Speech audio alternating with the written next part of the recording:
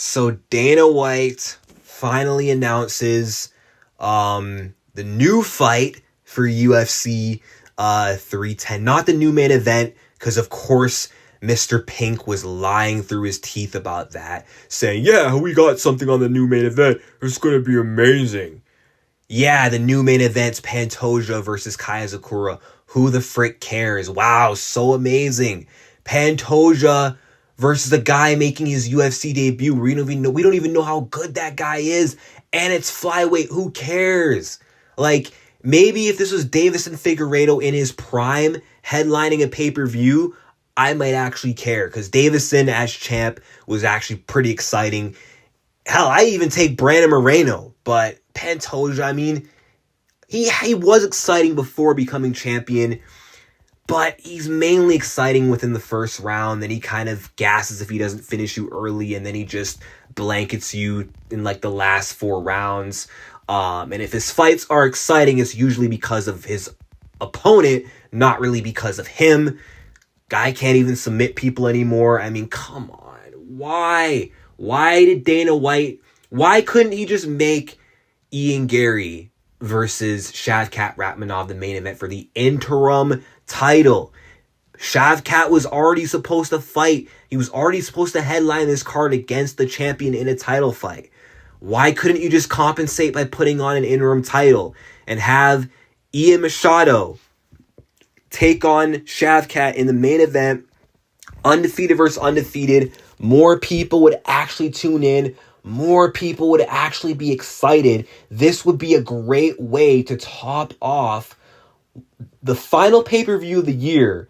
With the quality of this pay-per-view, how good the pay-per-view is, with how stacked this pay-per-view is, it's not a good look to have Alessandro Pantoja be the final fight of the night. Like, Pantoja, I'm sorry, he's like that filler guy on the main card. He's like that co-main that gets you warmed up for the main event that everyone actually cares about, that everyone's actually tuning into. He's just not pay-per-view main event material. He's just not exciting as a fighter, and he's just not marketable. I'm sorry. Okay, I respect Pantoja. He is a good... I know it doesn't sound like I respect him. He is a good fighter, great fighter. He's a champion. He's been cleaning out his divisions. He's his division, not divisions. He's the champion for a reason. Okay, he beat Moreno like 3 times, no easy feat. He beat Royval twice, and those are the 2 best flyweights outside of himself. So that is impressive. But it's like, come on, why does this have to be the main event? Why? Like, and you know what? It's not even that I'm mad that this is the main event. It's not just that. I'm mad at Dana White for gaslighting the fans and pretending like we were going to get a different main event that wasn't going to be this fight.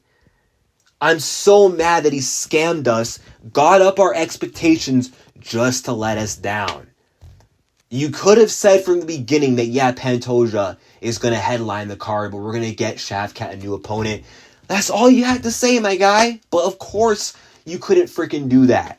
Because he really thinks that we all care to watch Pantoja fight. Maybe if Pantoja was fighting Kai Kara-France or someone who's already in the UFC, who's already had fights in the UFC, there might be a bit more excitement. I mean, maybe if he didn't already beat Royval twice, maybe. Or maybe if he didn't beat Brandon 3 times, that could have been a good main event. But Kayazakura, man, doesn't deserve a title shot. He's only getting it because there's no one left. Same reason why Urseg, who was ranked number 10, got a title shot. Because, of course, the UFC wasn't going to give Brandon Moreno or Brandon Royval a 3rd or 2nd shot. But whatever. I'm done with my Pantoja rant. But Mighty Mouse was more exciting as a champion. But anyway, moving on. Ian Machado Gary, the Cuck versus the Nomad. Interesting fight. Someone's O has to go. And I do think that this is going to be where Ian Gary finally loses. He finally takes an L. All his haters are finally going to get the satisfaction of him losing, because Shavkat Rakhmonov, this guy couldn't be any more bad of a matchup for Ian Gary. Like, this is a terrible matchup for Ian Gary. Ian Gary is not going to be able to impose his boring tactical play it safe pitter-patter style on Shavkat Rakhmonov. Ian just hasn't been exciting or impressive since 2023. Like, I don't know what's happened to him, but he's been taking way less risks now in his fights. And I just feel like against a guy like Shavkat's going to bring the fight to him. He's going to bring the pressure to Ian Gary. He's going to make Ian Gary uncomfortable. He's going to hit Ian Gary more than Gary wants to be hit. And he's going to land big, powerful shots. I think he's going to do way more damage. As far as the grappling, I mean, maybe Shavkat could out-grapple him. That could be a path to victory. But I think Shavkat will most likely just get Ian Gary in the phone booth, beat him up in boxing range, just beat him on pressure and damage. If it's a 3-round fight, then, I don't know, Shavkat might win by decision. It might look similar to Magomed Ankalaev versus Alexander Rakic. But if the fight is a 5-rounder, well, then again, Shavkat has shown to kind of slow down as the fight goes on. But then in a 5-rounder, Shavkat's going to manage his pacing. But Shavkat, Ian, they share common opponents. Shavkat's been more impressive against Jeff Neal and Neil Magny. He finished both.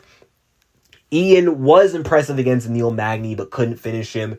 Couldn't finish Jeff Neal. I'm not convinced that he's finishing Shavkat Rakhmonov. If he wins, it's going to be by decision. Now, Ian does have a chance with his striking. He might be slightly better on a technical level, but I think Shavkat just has the toughness advantage, the power advantage. And I just think he's got more grit. And I think that's going to be the deciding factor. That's going to be the difference maker in this fight. But we'll see. Just wish it could be for the interim freaking title and the main event over Alexandre Pantoja.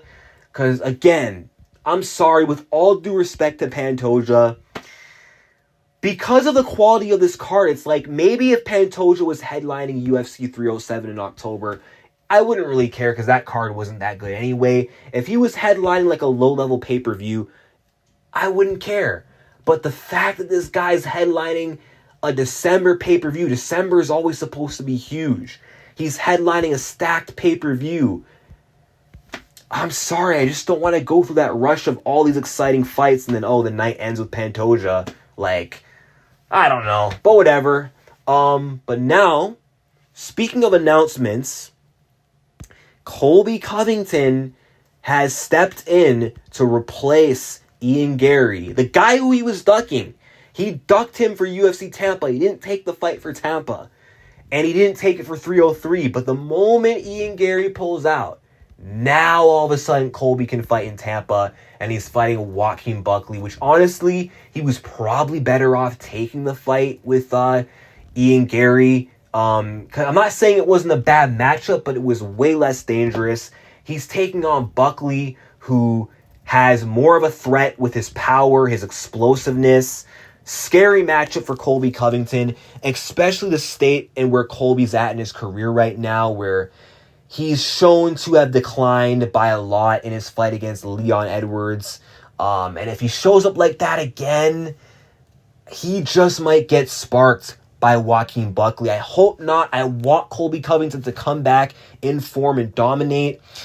But I just don't see it, man. Like, Colby Covington, his wrestling is not as effective as it used to be. He doesn't push a pace the way he used to. His volume isn't there anymore. And without his volume, without his aggression, combined with his wrestling threat, his striking sucks. And if he's not pressuring Joaquin Buckley and not spamming takedowns, it's going to allow Buckley to time him and to chin him. So Buckley's probably knocking him out. And it's going to be a sad day if you're a Colby Covington fan. And this might be Colby Covington's last fight. And honestly, December hasn't really been a kind month for Colby. Colby Covington always loses in December. December last year lost to Leon. December 2019 got knocked out by Kamaru Usman.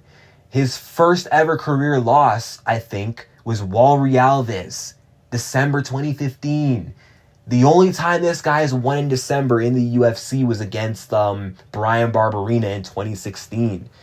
So let's look at his December record. 1 loss, 2, 3. So I think this guy might be 1-3 in the month of December in the UFC. 1-4 soon. Find out December 14th. But either way, I'm actually more excited for this than the Ian Buckley fight. But let me know your thoughts in the comment section down below. Do you guys agree with Pantoja headlining 310? And what do you think of Shavkat versus Ian? Should this have been for the interim title? And then can Colby pull it off, or is he cooked? Like and subscribe, and peace out.